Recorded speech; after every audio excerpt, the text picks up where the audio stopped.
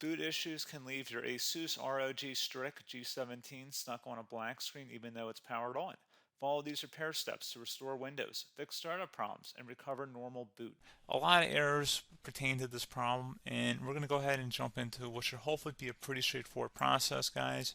And we're going to go ahead and jump right into it. So first thing I'd recommend doing would be to actually go ahead and boot to the troubleshooting utility on Windows 11. So if you do a hard power off 3 times in a row, Windows should automatically attempt to launch the startup repair utility. And if it doesn't find anything, it will give you the option to select advanced settings, in which case it would take you to a screen that looks like this. Now, if it does not take you to a screen that looks like this, or you're unable to get to that, you can also download the Windows 10 Media Creation Utility, or Windows 11. They probably will make a creation utility for Windows 11 at some point. And it doesn't really matter, you can actually run the Windows 10 utility on Windows 11 as far as I'm aware. And you should be able to run the troubleshooting utilities built in within it. So you just would go ahead and download it to an ISO file and then burn it to a DVD or USB. It'd have to be about 4 gigabytes or more. It couldn't be a small USB flash drive, and it couldn't be a CD. It'd have to be a DVD. And then you boot your computer from it.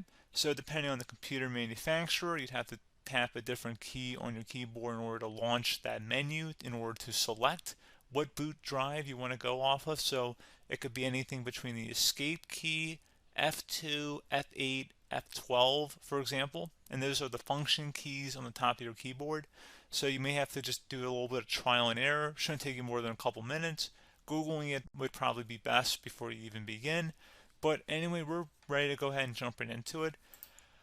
So we're on the choose an option page. So these will look very similar whether you're booting from it directly within Windows itself, or if you're plugged in a USB flash drive with the media creation utility installed and you selected the recovery option. So when you are setting up your Windows 11 installation or Windows 10, depending on the drive you're using, there should be an option to repair your computer in the bottom left corner of the dialog window, one of the first screens that comes up. You go ahead and select that, and then it would take you to a troubleshooting screen like you see here. And you want to go ahead and select troubleshoot, reset your PC, or see advanced options.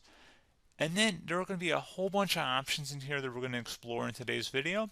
The first one, we're going to actually go underneath advanced options and then select startup repair, fix problems that keep Windows from loading. So go ahead and select that first.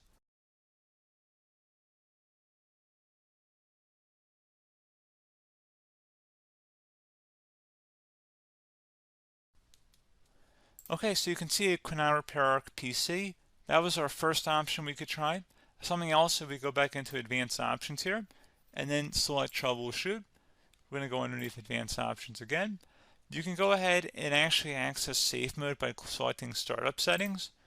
And then if you select the restart button, you have the option on the screen, select safe mode with networking, which will give you a key on the screen. It'll tell you which key to press to enter that. I believe it's the F7 key. It'll do that for you. I'm not going to go over that in today's tutorial because I don't really want to go into safe mode, but you're more than welcome to attempt that by going into here and then selecting restart. Again, it'll launch another screen. It'll say what key do you want to press, and it'll give you like 7 or 8 different options, and you want to select safe mode with networking. There's also an option for a command prompt too, but that's going to be something we're going to cover later in this video, and we don't even have to go through that in order to access it. So that's why I'm not going to really push for that, because unless you know exactly what's causing the problem, you probably don't need to go into safe mode. Unless you're trying to recover files, in which case then you definitely can go into safe mode, but we're trying to actually recover our computer here. So I hope that makes sense. Something else we can also try here as well would be to uninstall updates, remove recently installed quality or feature updates from Windows. So if you go ahead and select that, you can uninstall the latest quality updates, which generally is the more day-to-day updates. Feature updates are the less regularly released ones, like the big ones. I would equate it to service packs in like Windows 7 and Windows Vista and Windows XP. So larger updates that occur once or twice a year at most. And the quality updates are more just a regular update. So probably obviously depend, it'll take longer if you're going to try and uninstall the latest feature update versus quality update. And maybe you don't need to go back that far. So just giving you guys a couple pointers with that. Something else you can also look at here, and we're going to jump into the command prompt in a little bit, But you can select System Restore, which will use a restore point recorded on your PC to restore Windows. And this is something I would highly recommend here, guys. So select Next. Assuming you have a restore point saved on your computer, you go ahead and select the most recently created one, and you'll select Next, and then you'll select the drive. You shouldn't actually have to select the drive. You can scan for affected programs, but we're going to keep it all default here, and then we're going to select Finish. So once started, System Restore cannot be interrupted. Do you want to continue? I think we're going to select yes. I don't think we have anything better to do on our computer right now, so just give it a moment here to initialize. It will take a couple minutes to run, obviously depending on how large your hard drive is and how much is saved on the System Restore point. So just give it a couple minutes here.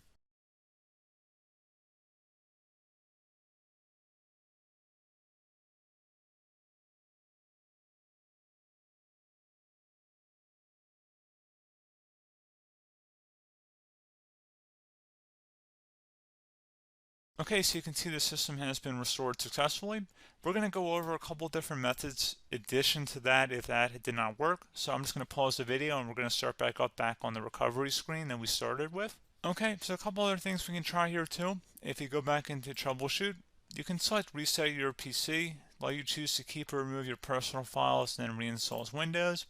You can select to keep my files, which will remove apps and settings but keeps your personal files.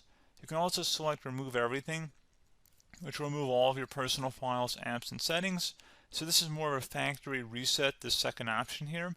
First option, it should not delete all of your personal files. However, it will pretty much clear most of your programs. And keep in mind, there's no guarantee that your information, number one, is even still available and easily recoverable on your computer to the point that you actually would be able to recover anything. And the second point is that there's always a chance that it won't actually recover and it will just do a factory reset anyway. So there's no guarantee that actually would keep your files anyway. So I would recommend trying to get a recovery tool and backing that up first before selecting it anyway. But again, those are a couple of different options. And then something else you can try here if you go back to the choose an option. Another option, if you go underneath choose an option and select troubleshoot, advanced options, and now select where it says command prompt. Okay, so the first thing we should do is type our main hard drive here. In most cases, it should be the C drive. So you just do a C colon and then hit enter on your keyboard. So once you're underneath the C drive, we're going to type in dir and then hit enter on your keyboard. It should have program files, users, and Windows all in there. That's how you know you're in the right directory.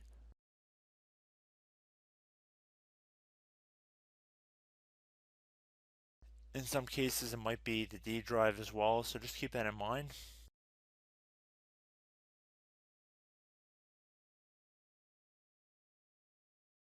Next thing we're going to do is type in cd space / Windows / system 32 / config, and then you're going to hit enter on your keyboard.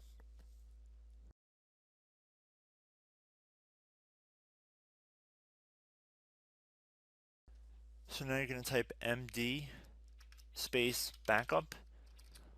If you've seen other tutorials, it might also say to put down md backup. That's because the backup name is pretty common when you want to back something up. So you can name this whatever you want, doesn't have to be backup. So if you've already made a backup folder in the past, you could do backup 1, for example. So once you're done setting the name you want the backup to be called, hit enter on your keyboard again.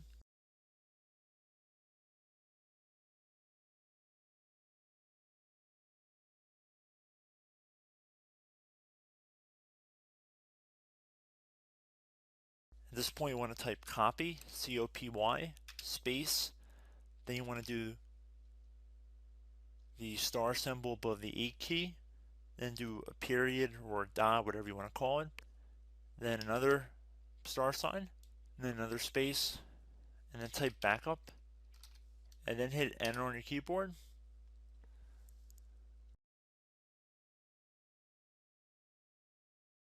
Now you want to type cd reg back, REG BACK, and then hit enter on your keyboard.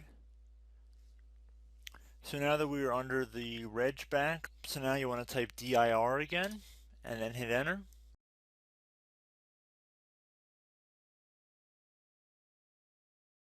So now at this point we're going to type copy again. So copy, space, $sign,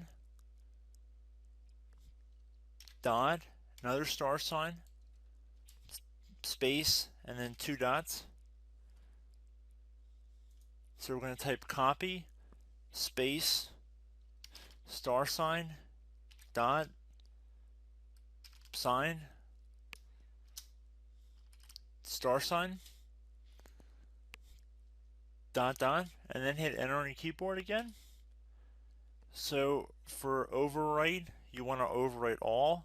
So type A on your keyboard, so capital A, and then hit enter on your keyboard.